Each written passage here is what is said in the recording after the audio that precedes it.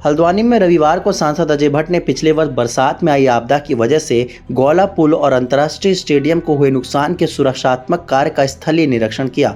अजय भट्ट ने गौला नदी के किनारे पुल से जोड़ने वाले अप्रोच रोड और गौला पुल सहित अंतर्राष्ट्रीय स्टेडियम के सुरक्षात्मक कार्य का अधिकारियों के साथ निरीक्षण करते हुए कई निर्देश दिए। इस दौरान सांसद अजय भट्ट ने बताया कि लगभग 1 अरब रुपए की लागत से अंतर्राष्ट्रीय स्टेडियम, गौला पुल और अप्रोच रोड में सुरक्षात्मक कार्य किए जा रहे हैं। उन्होंने कहा कि बरसात नजदीक है, इसलिए बरसात में पिछले वर्ष की अपेक्षा नुकसान कम हो, इसके लिए सबसे पहले सिंचाई विभाग को बड़े बड़े बोल्डर प्रभावित इलाके के किनारे लगाने के निर्देश दिए हैं।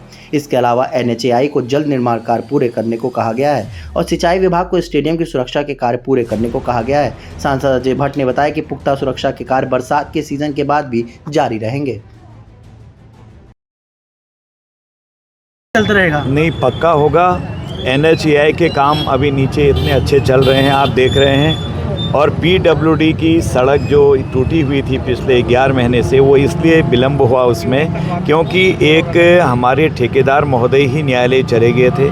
जब वो केस निर्णीत हुआ उसके विदिन 1 वीक, 1 हफ्ते के अंदर हमने काम प्रारंभ कर दिया था।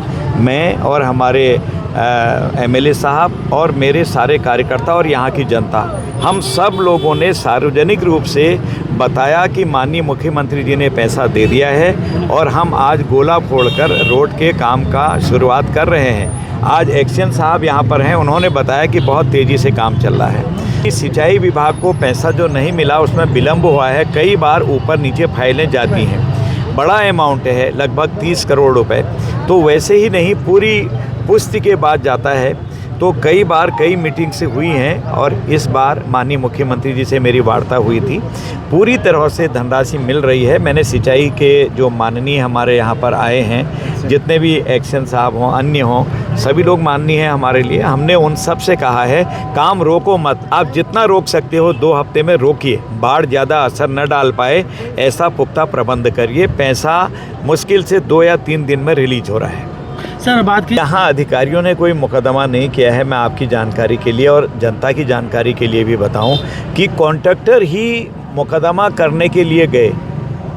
कोई जो ठेकेदार साहब थे वही माननीय न्यायालय में गए, उसी से विलम्ब हुआ। मैं पुनः बताना चाहता हूँ, विनम्र निवेदन है मेरा, जैसे ही ये मुकदमा पूरी तरह से निर्णीत हुआ, फाइनल हो गया, तुरंत ही उसके 1 हफ्ते में हमने शायद 2-3 दिन में ही हमने कार्य प्रारंभ कर दिया। मैं स्वयं गोला फोड़ने यहाँ आया और आप लोग भी उसके साक्षी हैं और यहाँ की जनता साक्षी है।